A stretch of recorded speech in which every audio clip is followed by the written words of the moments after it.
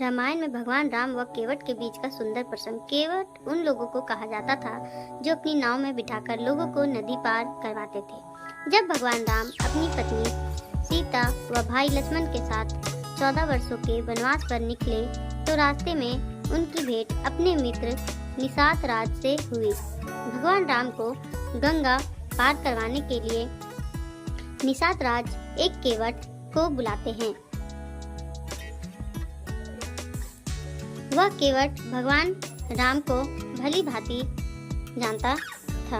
वह नित्य अपनी पत्नी समेत उनकी पूजा करता था। जब उसने अपने सामने स्वयं भगवान को सहायता मांगने देखा तो उसने समझदारी से काम लिया। आज हम आपको भगवान राम व केवट के बीच घटित हुई इसी सुंदर घटना का वर्णन करेंगे। केवट के द्वारा राम के चरण धोकर जल पीना।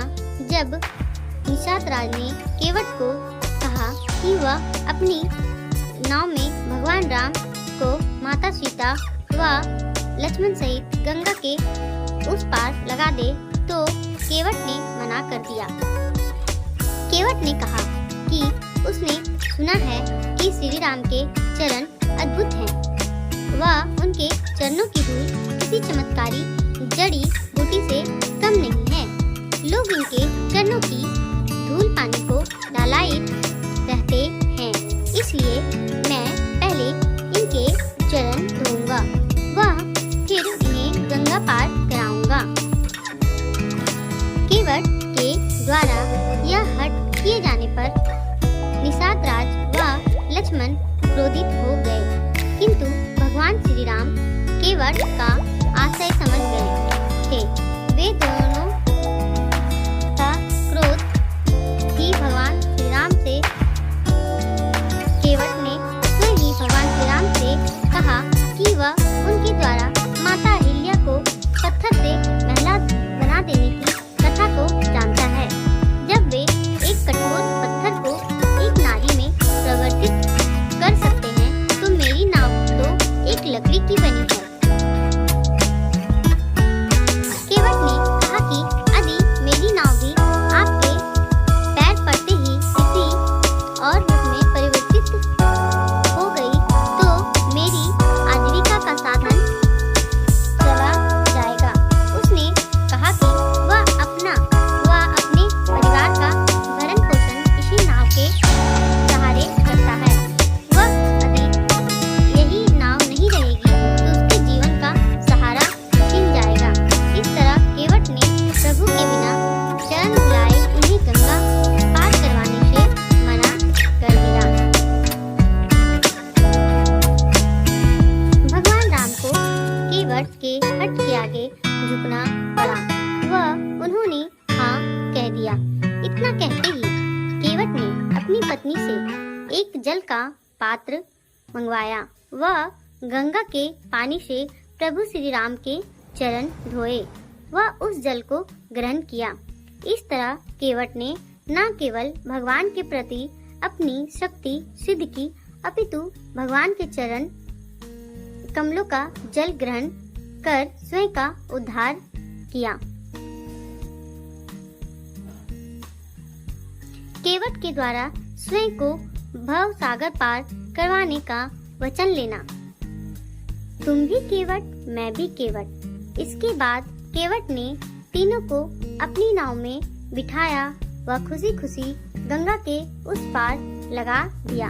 भगवान राम ने उसकी भक्ति से प्रसन्न होकर सीता को अपनी अंगूठी उसे उपहार स्वरूप देने को कहा।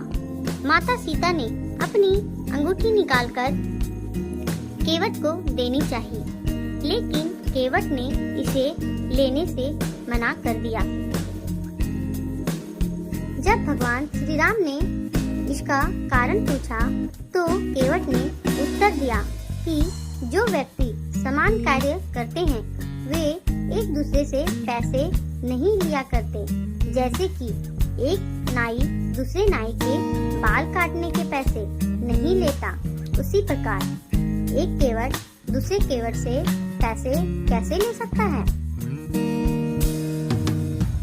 यह सुनकर भगवान राम ने प्रश्न किया कि उन दोनों का व्यापार समान कैसे हुआ, क्योंकि वे केवट तो थे नहीं। तब केवट ने कहा कि वह उनको अच्छे से जानता है।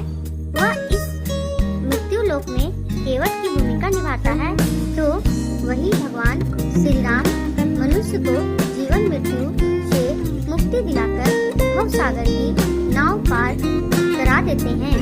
केवट की इस बुद्धिमत्ता से प्रसन्न होकर भगवान राम ने उसे मोक्ष प्रदान किया।